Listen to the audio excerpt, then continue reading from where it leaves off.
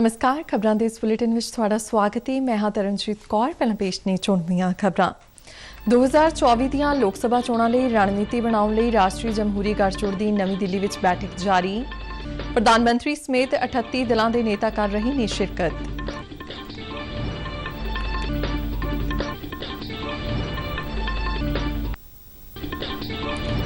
ਬੰਗਲੁਰੂ ਵਿੱਚ ਸਾਂਝੇ ਵਿਰੋਧੀ ਦਲਾਂ ਦੀ ਬੈਠਕ ਵਿੱਚ यूपीए ਦਾ ਨਾਮ ਬਦਲ ਕੇ ਇੰਡੀਆ ਰੱਖਿਆ ਗਿਆ। कांग्रेस समेत 26 दलों के नेता हुए शामिल।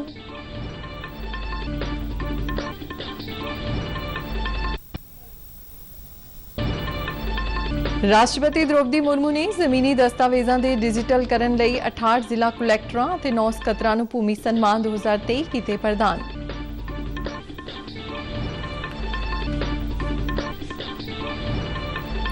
पंजाब के खेतीबाड़ी मंत्री गुरमीत सिंह खुडिया वालों क्रोएशिया और श्रीलंका के वफद नाल विचार वटांदरा।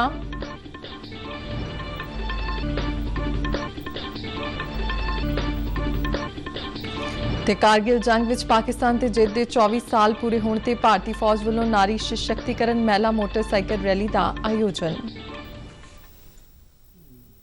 ते हुण खबरां विस्तार नाल। 2024 ਦੀਆਂ ਲੋਕ ਸਭਾ ਚੋਣਾਂ ਵਿੱਚ ਵਿਰੋਧੀ ਗਠਜੋੜ ਦਾ ਮੁਕਾਬਲਾ ਕਰਨ ਲਈ ਇੱਕ ਸਾਂਝੀ ਰਣਨੀਤੀ ਬਣਾਉਣ ਲਈ ਰਾਸ਼ਟਰੀ ਜਮਹੂਰੀ ਗਠਜੋੜ ਐਨਡੀਏ ਦੀ ਬੈਠਕ ਨਵੀਂ ਦਿੱਲੀ ਵਿੱਚ ਹੋ ਰਹੀ ਹੈ। ਬੈਠਕ ਵਿੱਚ ਹਿੱਸਾ ਲੈਣ ਪੁੱਜਣ ਤੇ ਪ੍ਰਧਾਨ ਮੰਤਰੀ ਨਰਿੰਦਰ ਮੋਦੀ ਦਾ ਨਿੱਘਾ ਸਵਾਗਤ ਕੀਤਾ ਗਿਆ। ਇਸ ਬੈਠਕ ਵਿੱਚ 38 ਪਾਰਟੀਆਂ ਹਿੱਸਾ ਲੈ ਰਹੀਆਂ ਨੇ। ਮੀਟਿੰਗ ਦੀ ਪ੍ਰਧਾਨਗੀ ਭਾਜਪਾ ਦੇ ਕੌਮੀ ਪ੍ਰਧਾਨ ਜੇਪੀ ਨੱਡਾ ਕਰ ਰਹੇ ਨੇ। ਮਹਾਰਾਸ਼ਟਰ ਦੇ ਮੁੱਖ ਮੰਤਰੀ ਏਕਨਾਥ ਸ਼ਿੰਦੇ ਦੀ ਅਗਵਾਈ ਵਾਲੀ ਸ਼ਿਵ ਸੈਨਾ, ਅਜੀਤ ਪਵਾਰ ਦੀ ਅਗਵਾਈ ਵਾਲੀ ਐਨਸੀਪੀ ਧੜੇ ਅਤੇ ਲੋਕ ਜਨ ਸ਼ਕਤੀ ਪਾਰਟੀ ਰਾਮ ਵਿਲਾਸ ਦੇ ਨੇਤਾ ਚਿਰਾਗ ਪਾਸਵਾਨ ਵਰਗੇ ਕੁਝ ਸਾਬਕਾ ਨੇਤਾਵਾਂ ਸਮੇਤ ਕਈ ਨਵੀਂ ਗਠਜੋੜ ਵੀ ਐਨਡੀਏ ਦੀ ਬੈਠਕ ਵਿੱਚ ਹਿੱਸਾ ਲੈ ਰਹੇ ਨੇ। ਐਨਡੀਏ ਦੀ ਬੈਠਕ ਤੋਂ ਪਹਿਲਾਂ ਪ੍ਰਧਾਨ ਮੰਤਰੀ ਨਰਿੰਦਰ ਮੋਦੀ ਨੇ ਇੱਕ ਟਵੀਟ ਕਰਕੇ ਕਿਹਾ ਕਿ ਪੂਰੇ ਭਾਰਤ ਤੋਂ ਸਾਡੇ ਐਨਡੀਏ ਭਾਈਵਾਲ ਅੱਜ ਦਿੱਲੀ ਵਿੱਚ ਬੈਠਕ ਵਿੱਚ ਹਿੱਸਾ ਲੈ ਰਹੇ ਨੇ। ਇਹ ਬਹੁਤ ਖੁਸ਼ੀ ਦੀ ਗੱਲ ਹੈ। ਸਾਡਾ ਗਠਜੋੜ ਰਾਸ਼ਟਰੀ ਪ੍ਰਗਤੀ ਨੂੰ ਅੱਗੇ ਵਧਾਉਣ ਲਈ ਯਤਨਸ਼ੀਲ ਹੈ ਅਤੇ ਖੇਤਰੀ ਇੱਛਾਵਾਂ ਨੂੰ ਪੂਰਾ ਕਰਨ ਦੀ ਕੋਸ਼ਿਸ਼ ਕਰਦਾ ਹੈ। इस दौरान बंगलुरु में 2 दिन चली विरोधी पार्टियां की बैठक खत्म हो गई। इस विच 26 दलों के नेता ने हिस्सा लिया। बैठक में विरोधी धिरां दे महागठबंधन का नाम इंडिया रखने से सहमति हुई।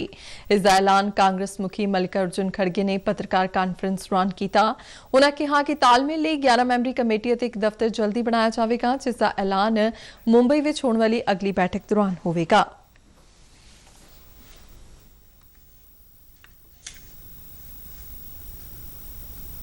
बंगलुरु में विरोधी धिरां की बैठक से प्रधानमंत्री नरेंद्र मोदी ने जोरदार हमला किया। उन्होंने कहा कि भारतीयों में समर्था की कभी भी कोई कमी नहीं रही है, पर परिवारवादियों ने अन्याय किया है। उन्होंने विरोधियों दी कोशिशों बारे कहा कि देश की बदहाली लिए जिम्मेवार लोगों ने अपनी दुकान खोली है।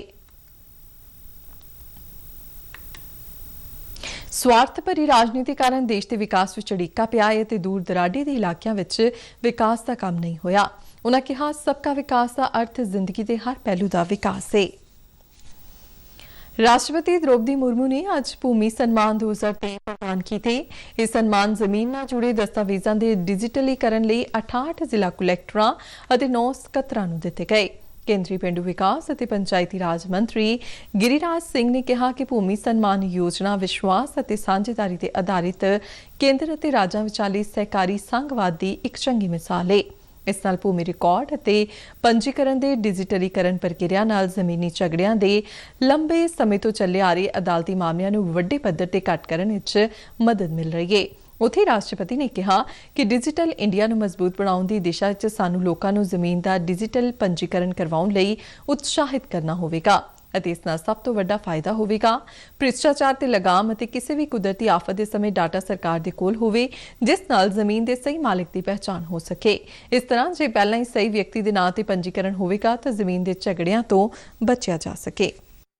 5 लोग बैठ के जमीन को डिवाइड करते हैं 5 भाइयों में।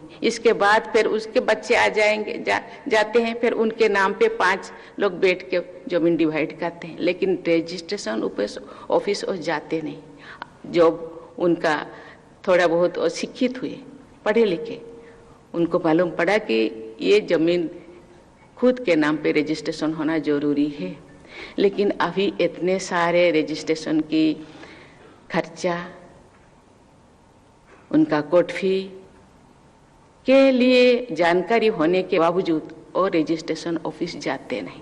कभी कभी जमीन विवादों में इतने सारे उलझ जाते हैं कि कभी कभी गांव में विवादों में घिरे रहने के कारण वाद विवाद गांव में ये लगे रहता है। मैं यहाँ 2 मंत्री ऑफिसर से उसका कैसे होगा, इसका व्यवस्था है कि नहीं। प्रधानमंत्री नरेंद्र मोदी ने आज वीडियो कांफ्रेंसिंग राही पोर्ट ब्लेयर विच वीर सावरकर हवाई अड्डे की नवीं एकीकृत टर्मिनल इमारत का उद्घाटन किया।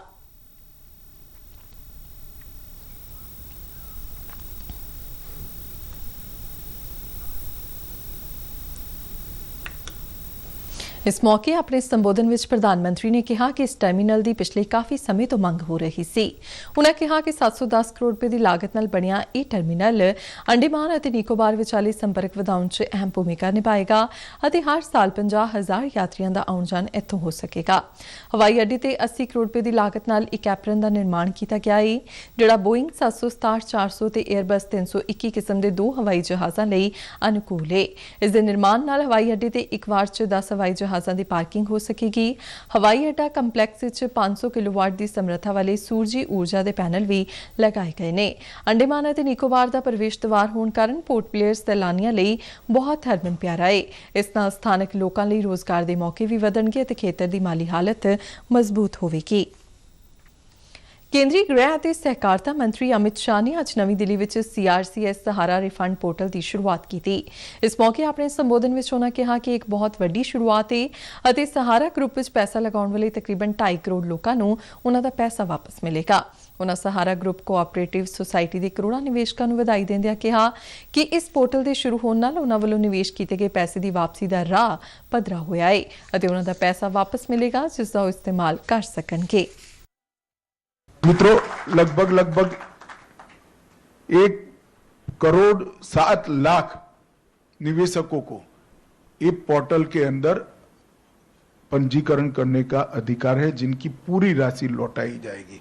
और कुल मिलाकर 4 करोड़ निवेशक हैं जिनको 10,000 रुपये तक की राशि प्रथम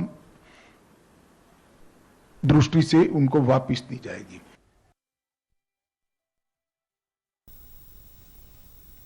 पंजाब भाजपा के प्रधान सुनील जाखड़ ने कहा कि आम आदमी पार्टी के समर्थन च अगे आने वाली कांग्रेस पार्टी को यह स्पष्ट करना चाहिए कि पंजाब में कांग्रेस आप सरकार की सहयोगी है या विरोधी। हुशियारपुर में एक पत्रकार कानफ्रेंस दौरान उन्होंने कहा कि हुण कांग्रेस ते आम आदमी पार्टी का अंदर खाते होया समझौता लोगों सामने उजागर हो गया है।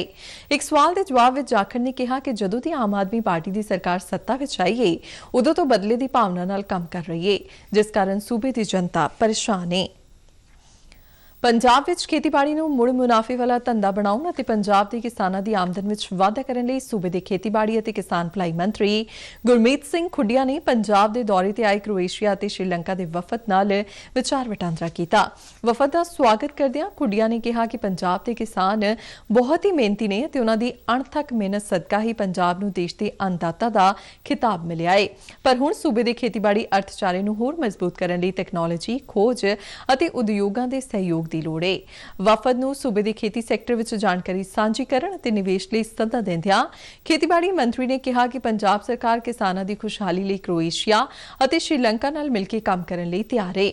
खेतीबाड़ी सैक्टर विच पंजाब नाल मिल के काम करन विच दिलचस्पी दिखाउंदिआं Croatia business chamber of commerce के प्रधान मियांग जगवानी, वाइस प्रधान श्वेता निकोला ते श्रीलंका तो जय कुमार ने दस्सिआ कि उन्हां दे मुल्कां विच बासमती चौल, शहद, हल्दी वगैरह की भारी मांग है। अफ्रीका तो आए किसानां ने अपने तजर्बे सांझे करदिआं कहा कि एवोकाडो की खेती पंजाब के किसानां लई बहुत लाभदायक हो सकती है। PAU ਦੇ उप कुलपति डॉक्टर सतबीर सिंह गोसल ने कहा कि वो क्रोएशिया तो आने वाले सेब और होर फलों दी नर्सरियां तैयार करने बारे खोज करनगे। इस मौके विशेष मुख सकत्तर खेतीबाड़ी विभाग KP सिन्हा, सकत्तर अर्शदीप थिंद और होर अधिकारी भी हाजिर सन। पंजाब सरकार वालों सूबे के आंगनवाड़ी सेंटरों दी बुनियादी सहूलतां पूरीआं करन लई ठोस कदम चुके जा रहे हैं तां जो बच्चियां दा सर्वपक्षी विकास हो सके। आंगनवाड़ी सेंटरों दी वख-वख स्कीमां ते प्रोग्रामां बारे जिक्र करदिआं पंजाब दे समाजिक सुरक्षा, महिला ते बाल विकास मंत्री डॉक्टर बलजीत कौर ने दस्सिआ कि सरकार आंगनवाड़ी सेंटरों के बुनियादी ढांचे सुधार करन लई लगातार यतनशील है ते आंगनवाड़ी सेंटरों राहीं 6 साल तक के बच्चे, गर्भवती ते दुध पिलाऊ औरतां नूं पूरक पोषण आहार, टीकाकरण, ਸਿਹਤ ਸਿੱਖਿਆ, ਸਿਹਤ ਅਤੇ ਪੋਸ਼ਣ ਸੰਬੰਧੀ ਸਿੱਖਿਆ ਅਤੇ ਰੈਫਰੈਂਸ ਸੇਵਾਵਾਂ ਮੁਹੱਈਆ ਕਰਵਾਈਆਂ ਜਾਂਦੀਆਂ ਨੇ। ਇਸ ਦੇ ਨਾਲ ਹੀ 3 ਤੋਂ 6 ਸਾਲ ਤੱਕ ਦੇ ਬੱਚਿਆਂ ਨੂੰ ਗੈਰ ਰਸਮੀ ਪ੍ਰੀ ਸਕੂਲ ਸਿੱਖਿਆ ਵੀ ਮੁਹੱਈਆ ਕਰਵਾਈ ਜਾਂਦੀ ਹੈ। ਡਾਕਟਰ ਬਲਜੀਤ ਕੌਰ ਨੇ ਦੱਸਿਆ ਕਿ ਵਿਭਾਗ ਵੱਲੋਂ ਆਂਗਣਵਾੜੀ ਸੈਂਟਰਾਂ ਦੀਆਂ 1000 ਬਿਲਡਿੰਗਾਂ ਦੀ ਨੁਹਾਰ ਬਦਲਣ ਅਤੇ ਸੈਂਟਰਾਂ ਵਿੱਚ ਪਖਾਨਿਆਂ ਦੀ ਉਸਾਰੀ ਲਈ ਕਾਰਵਾਈ ਕੀਤੀ ਜਾ ਰਹੀ ਹੈ। ਪੰਜਾਬ ਕੇਂਦਰੀ ਯੂਨੀਵਰਸਿਟੀ ਬਠਿੰਡਾ ਦੇ ਵਿਦਿਆਰਥੀਆਂ ਨੇ ਲਗਾਤਾਰ ਦੂਜੀ ਵਾਰ ਰਾਸ਼ਟਰੀ ਯੁਵਾ ਸੰਸਦ ਮੁਕਾਬਲੇ ਜਿੱਤ ਕੇ ਇਤਿਹਾਸ ਰਚਿਆ ਹੈ। ਉਨ੍ਹਾਂ ਨੇ ਭਾਰਤ ਸਰਕਾਰ ਦੇ ਸੰਸਦੀ ਮਾਮਲਿਆਂ ਬਾਰੇ ਮੰਤਰਾਲੇ ਦੀ ਅਗਵਾਈ ਹੇਠ ਯੂਨੀਵਰਸਿਟੀ ਅਤੇ ਕਾਲਜ ਪੱਧਰ ਤੇ ਆਯੋਜਿਤ 16ਵੇਂ ਰਾਸ਼ਟਰੀ ਯੁਵਾ ਸੰਸਦ ਮੁਕਾਬਲੇ ਵਿੱਚ ਪਹਿਲਾ ਸਥਾਨ ਪ੍ਰਾਪਤ ਕਰਕੇ ਯੂਨੀਵਰਸਿਟੀ ਦਾ ਨਾਮ ਰੌਸ਼ਨ ਕੀਤਾ ਹੈ। ਇਸ ਤੋਂ ਪਹਿਲਾਂ ਯੂਨੀਵਰਸਿਟੀ ਨੇ 2019 ਵਿੱਚ ਆਯੋਜਿਤ ਹੋਏ 15ਵੇਂ ਰਾਸ਼ਟਰੀ ਯੁਵਾ ਸੰਸਦ ਮੁਕਾਬਲੇ ਵਿੱਚ ਖਿਤਾਬ ਜਿੱਤਿਆ ਸੀ। ਇਸ ਸਾਲ ਆਯੋਜਿਤ 16ਵੇਂ ਰਾਸ਼ਟਰੀ ਯੁਵਾ ਸੰਸਦ ਮੁਕਾਬਲੇ ਵਿੱਚ ਆਪਣਾ ਖਿਤਾਬ ਬਰਕਰਾਰ ਰੱਖਦੇ ਹੋਏ ਯੂਨੀਵਰਸਿਟੀ ਨੇ ਉੱਚ ਮਾਪਦੰਡ ਸਥਾਪਿਤ ਕਰਨ ਦੀ ਆਪਣੀ ਪਰੰਪਰਾ ਨੂੰ ਕਾਇਮ ਰੱਖਿਆ ਹੈ। ਇਸ ਵਿੱਚ ਦੇਸ਼ ਭਰ ਦੇ ਵੱਖ-ਵੱਖ ਕਾਲਜਾਂ ਅਤੇ ਯੂਨੀਵਰਸਿਟੀਆਂ ਦੇ 55 ਵਿਦਿਆਰਥੀਆਂ ਦੀਆਂ ਕੁੱਲ 38 ਟੀਮਾਂ ਨੇ ਭਾਗ ਲਿਆ। ਰਾਸ਼ਟਰੀ ਯੁਵਾ ਸੰਸਦ ਮੁਕਾਬਲਾ ਦੇਸ਼ ਭਰ ਦੇ ਨੌਜਵਾਨਾਂ ਨੂੰ ਆਪਣੇ ਵਿਚਾਰ ਪ੍ਰਗਟ ਕਰਨ, ਵਿਚਾਰਸ਼ੀਲ ਬਹਿਸ ਵਿੱਚ ਸ਼ਾਮਲ ਹੋਣ ਅਤੇ ਸੰਸਦੀ ਕਾਰਵਾਈ ਨੂੰ ਸਮਝਣ ਲਈ ਇੱਕ ਪਲੇਟਫਾਰਮ ਪ੍ਰਦਾਨ ਕਰਦਾ ਹੈ।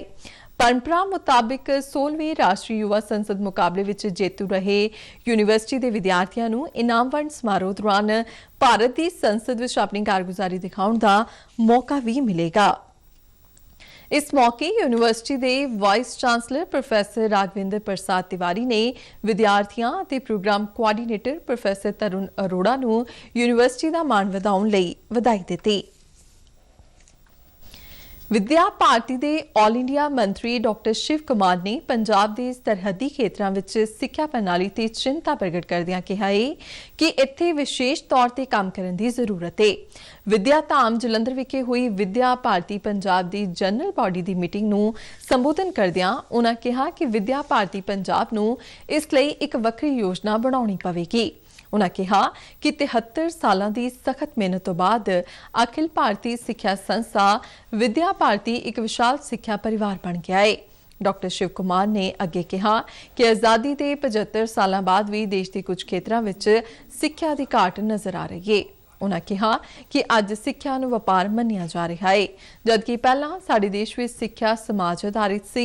उन्होंने कहा कि सिक्ख्या के वपारीकरण नाल देश का एक वर्ग फंडां की घाट करके सिक्ख्या तो दूर होंदा जा रहा है। इसलिए विद्या भारती ने अजिहे खेत्रों में जाण दा फैसला किया है जिथे सिक्ख्या दा चानण अजे तक नहीं पुज्जिआ है। इस मीटिंग विच विद्या भारती पंजाब के प्रधान मेजर जनरल सेवा मुक्त सुरेश खजूरिया ते जलंधर के विजय नड्डा सने होर अहुदेदार भी मौजूद सन।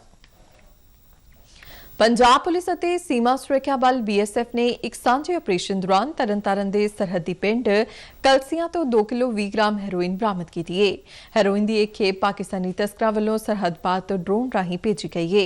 भिखीविंड के DSP प्रीतिंदर सिंह ने पत्रकारां नाल गलबात करदिआं दस्सिया कि जद तड़कसार BSF की 71वीं बटालियन के जवानों की ड्यूटी बदली तो रूटीन चैकिंग दौरान BSF ने भारत पाक सरहद तो पार खालड़ा के सुखजीत सिंह के खेतों में जमीन हेठां दबी हुई 2 किलो 20 ग्राम हैरोइन बरामद की थी, जिसकी सूचना खालड़ा पुलिस नूं दित्ती गई। इस तो बाद पुलिस ने NDPS एक्ट अधीन मुकदमा दर्ज करके जांच शुरू कर दी है। साल 1999 की कारगिल जंग विच पाकिस्तान उत्ते जिੱਤ ਦੇ 24 साल पूरे होने ते औरतां दे जज्बे नूं उजागर करन लई भारतीय फौज वालों दिल्ली के नैशनल वार मैमोरीयल तो कारगिल वार मैमोरीयल द्रास तक तीनों सेनावां दी नारी सशक्तिकरण वूमन मोटरसाइकिल रैली का आयोजन किया गया। सेना मुखी जनरल मनोज पांडे ने ऑल वूमन मोटरसाइकिल रैली नूं अज नैशनल वार मैमोरीयल नवी दिल्ली तो हरी झंडी दे के रवाना किया गया। इस मौके आर्मी वाइव्स वेलफेयर एसोसीएशन की चेयरपर्सन अर्चना पांडे भी मौजूद सन।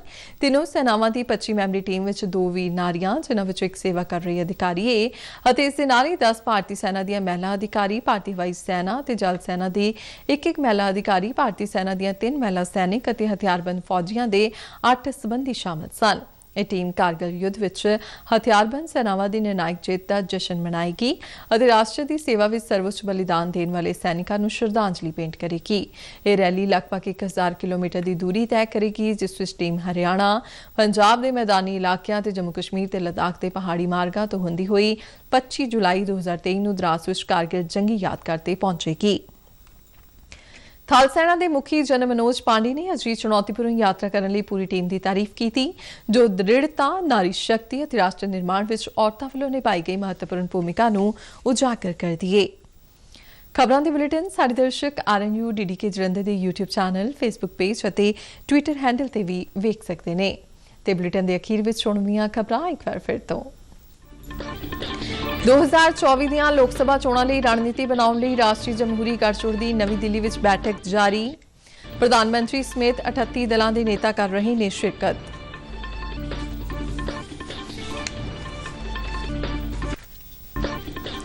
ਬੰਗਲੁਰੂ ਵਿੱਚ ਸਾਂਝੇ ਵਿਰੋਧੀ ਦਲਾਂ ਦੀ ਬੈਠਕ ਵਿੱਚ UPA ਦਾ ਨਾਮ ਬਦਲ ਕੇ Indian national developmental inclusive alliance ਰੱਖਿਆ ਗਿਆ। ਕਾਂਗਰਸ ਸਮੇਤ 26 ਦਲਾਂ ਦੇ ਨੇਤਾ ਹੋਏ ਸ਼ਾਮਲ।